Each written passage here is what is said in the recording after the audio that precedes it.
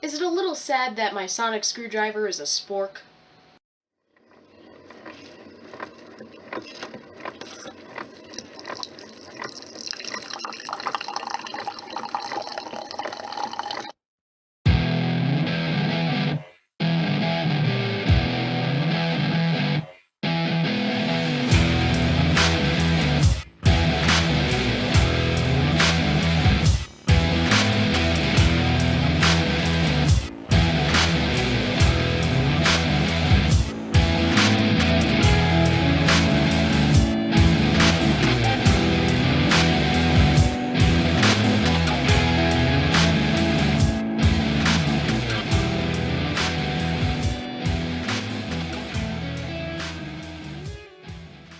Hi guys, Terry here with another video, and today if I sound a little sick, it's because I am. I am battling a cold that has been going on for 5 days. So if you notice that I'm a little nasally, or I'm stumbling a little bit, or I have to clear my throat a little bit more, that's why. I apologize.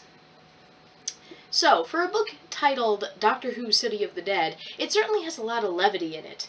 It takes a special talent to interject wit and laugh-out-loud moments into an otherwise dark story without making it come across as hammy or diminish the gravity of the situation, let alone doing this in the tone, rules, and characterizations of an existing franchise like Doctor Who.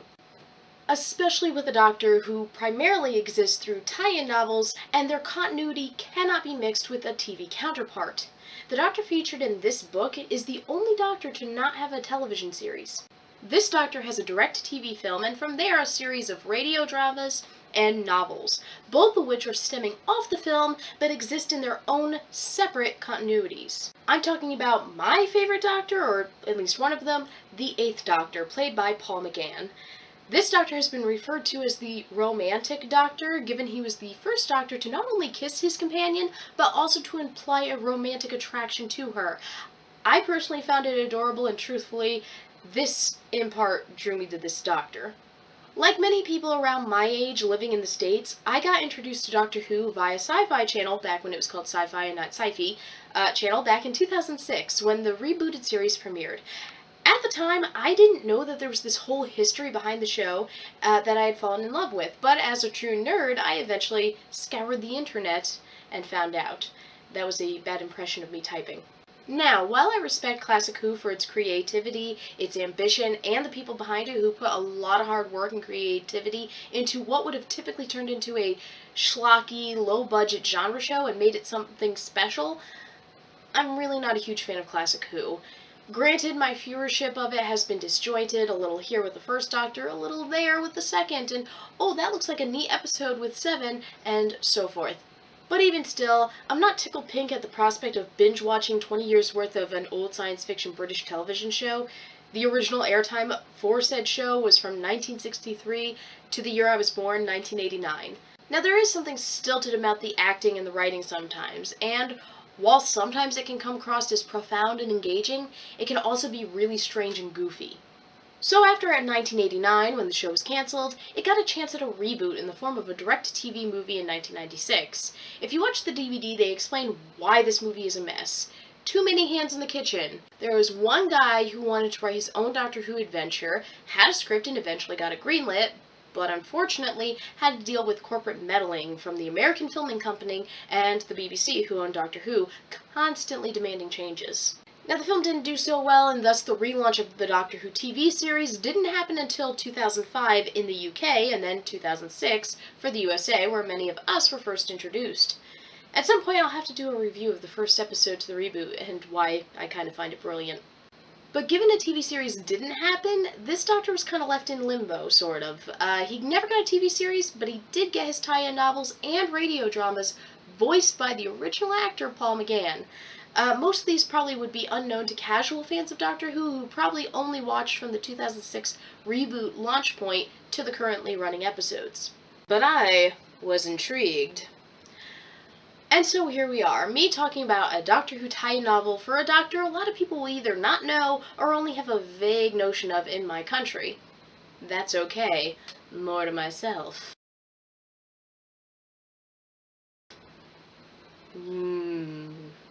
So on to the review. So this book deals with magic. Now magic is, well, actually magic in this. People use dead body pieces, blood, incantations, and so forth to summon demons and spirits. They are not aliens in this. Now, I had always gotten the feeling that when it came to Doctor Who, things were always explainable. It was always somehow aliens or alien tech, but here it's water spirits. They're a thing!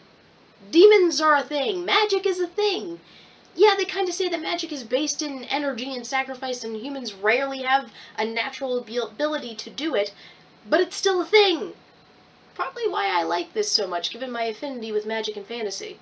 I mean, this is an 8th Doctor book. It has one of my favorite doctors in New Orleans, of all places, makes several references to one of my favorite authors, Anne Rice, and, for a moment, just a moment, treats vampires as a possible real threat that could be in the story. Now, it's only a moment, and they dismiss it, but it was lovely. They also talk so vividly about New Orleans' culture and architecture that it's just fascinatingly rich. It makes me all the more interested in going someday. I've never been, and most from what I know comes from research and Anne Rice books and a few episodes of Cops around Mardi Gras, so it would be a great cultural experience to walk those streets. I mean, they explain the complex differences between Cajun and Creole, and while I still don't fully understand it, it was intriguing nonetheless. The story deals with magic and the macabre, and it's centered around a murder mystery. The Doctor discovers a dead body of a man that deals in magical artifacts and graveyard stuff after he brings himself, Angie, or Angie, I'm not entirely sure how it's supposed to be pronounced, and Fritz, his current companions, to New Orleans to have an appraisal of a strange artifact by said man. A bone with a lot of inscriptions on it that he isn't sure what it is or where it came from. He just found it at the bottom of his wardrobe. If you aren't familiar with Angie, well, I'm just going to call her Angie, okay? If you're not familiar with Angie or Fritz, neither am I. When it comes to these books, they supposedly don't need to be read in any order. You're able to just jump right in them. And so I did. And yeah, I mean, I could understand the story pretty well, got a decent feel for the characters, but I still feel there was background things that I didn't know, and it left me feeling like I needed to read more of the series to fully appreciate what was going on, given I've only seen the TV movie by this point. So the Doctor actually has to report the dead body and meets Detective Rust, a tired, middle-aged homicide investigator that seems like a pretty stand-up guy. Several times while they're searching for the killer of the artifact dealer, he and the Doctor share several moments, and Rust allows him to tag along on several of his calls related to the case. In one scene, the Doctor pretends to break into a suspect's home so that Rust has probable cause to enter. Together, they free an entire pack of dogs that were kidnapped from people's yards and were intended to be used in dogfights. It's actually quite sweet because Rust has to drive them all back to the station for processing, and the Doctor has to sit in the back seat with all these dogs piled on top of him. You know, they share coffee and have some strange but pleasant conversations, and Russ takes Angie on a few dates, and he seems like a really pleasant guy. Over the course of the book, they are investigating at least 3 suspects, all 3 of whom end up dead. Flood, who's this shady dog-stealing son of a bitch who ends up killed by his wife, who is an entrapped water spirit after the Doctor somehow frees her. Teddy Acree, not sure, an artist that likes to make dark funeral-based horror art and is able to see demons and other such things. He's very sensitive and never leaves the house, but then does, and ends up murdered later on. Dupree, a pompous jackass that likes to use sex magic to try and summon things, which never works, and likes to give tours of New Orleans that talk about ghosts and vampires and other such things, which are mainly just spectacle and hammy as fuck. And he tries to use the Doctor to summon a demon, does summon the demon, and the Doctor lets the demon kill Dupree because he blows away part of the protection circle that Dupree had made around himself and closes his eyes while he hears Dupree scream and scream. Honestly, the joke of Dupree as a character is one of my favorite things about this book. The part where he is killed by the demon has such a great build-up, and it has so much humor. Up to this point, the Doctor has already saved a young, naive, miserable young woman by making the mistake of letting Dupree have sex with her in front of an entire room of people for magical energy. It was actually a really tender scene afterwards because he helped her get out of this ridiculously revealing corset-type outfit and then drove her home. And we never see her again, so it's kind of sad. Dupree, who's pissed off about the whole ceremony being interrupted, actually bashed the doctor on his head. If the pieces of dead people, including a bowl of fingernails that Dupree had all around his home, hadn't turned him off, or the whole circle of women standing naked in a circle, one with candles burning on her boobs, didn't turn him off, it was his sleazy, scummy actions towards a young, vulnerable young woman and the bash on the head that did. He's even less savory later on. You see, Dupree figures out the doctor could be a good sacrifice and energy source to summon his desired demon. That, and he wants revenge on him for humiliating him during his little magic show. He has him kidnapped from a walk-through haunted house designed by Teddy Ackery in front of witnesses who think it's part of the show and go, "Oh, look how real it is." And I quote from the doctor, "Great," thought the doctor. "I'm not only being abducted, I'm being abducted with irony." I laughed a good minute at that, out loud. The doctor, after the demon eats Dupree, is eventually found by police because Teddy set off a silent alarm. Yet Teddy was obsessed with getting the doctor to model for him as his angel of death, and when he refused, he was willing to watch Dupree torture him by carving symbols into his flesh and have him chained down so he could finally see a full-fledged otherworldly being, something that he can see but never quite knows if it's real or not. One little throwaway thing is when the police find him, they keep trying to get him to press charges, which the doctor never does, and give up the names of those who attacked him. And he thinks to himself how he will now be marked as some sort of pervert in the police records, given the compromised position that they found him in, since he was shirtless and tied to the floor with chains, and there's a bunch of strange symbols and stuff marked into his skin, and he refused to give up the names involved. Again, it made me laugh. This doctor has a great deal of sarcastic, humorous insights while maintaining a level of empathy and strangeness. Throughout the book, the gang are trying to solve the mystery of whodunit, who killed the shop owner for the bone artifact that the doctor had. And it's actually really well done throughout. The gang spending many times apart from each other, thus unable to relay information to one another in a timely fashion. This eventually leads Fritz to digging up a grave. Told you this book was morbid.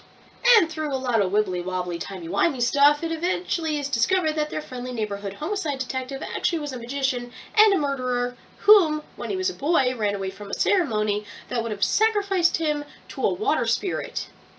This let loose said water spirit, who actually became Flood's wife, and it killed his entire family, leaving him orphaned.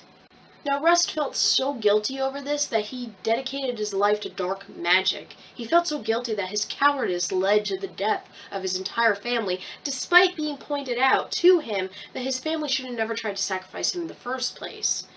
So he eventually tries to summon this water spirit so he could kill it, a plan that did not work out so well for him, because this water spirit in question had been freed by the doctor from a shitty life as a blind, abused, poor as fuck human being who was married to that scumbag Flood.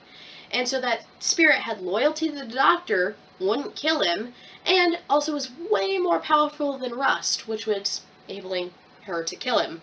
You see, Rust actually had tried to use the doctor before, kind of like Dupree, as an energy source so that he could draw the spirit to him, because things are drawn to the doctor. Otherworldly things are drawn to the doctor, being that he is both powerful and an alien, so that kind of intrigues them and they go to him. So Rust actually had kidnapped the doctor and intended to use him to summon the water spirit, aka Mrs. Flood. It has some great insightful moments too, as the doctor tries several times to convince Rust throughout his entire time in Rust's captivity that the man could stop this quest if he wanted to, could stop hurting people, could lead a better life. To which Russ scoffs and says, paraphrasing, that he couldn't have all he'd done be in vain. His victims were in the ground, and his turning over a new leaf wouldn't bring them back. He was going to get this water spirit, even if he had to keep killing to do so. It was his purpose. After all, he was too scared as a child and ran away from the summoning ceremony, and all his family were killed. And see, this is a good part of the Doctor, is that he actually sympathized greatly with the trauma that Rust has. Even says that he wishes that the magician wasn't him, because he had grown quite fond of the man, and tries several times to convince him to give up this revenge quest. Now here's some background stuff that I'm a little bit fuzzy on. The Doctor several times in the book refers to his fractured memory and how he must not want to remember who he is and what he'd done. Now I'm not entirely sure what that is in reference to. Did he do something in the prior books to make him a villain? Because from what I've seen of the classic show and from the movie he specifically came from, he was pretty much always the hero. But here he does struggle to remember things, keep track of events and places, and remember little bits and pieces that are just not enough to inform him in some great degree beyond a tease or something. He does make mention that he thinks in some way this must be him repressing these memories because he did something awful, but just doesn't know what it is, obviously, because he's repressing it. If anyone knows this particular Doctor's story arc in the books, please inform me, because I'm a little clueless. All in all, guys, this book is well written, it's well paced, laugh out loud in some moments, and deeply reflective in others. It gets you to think while also having a good time, and I honestly recommend this one.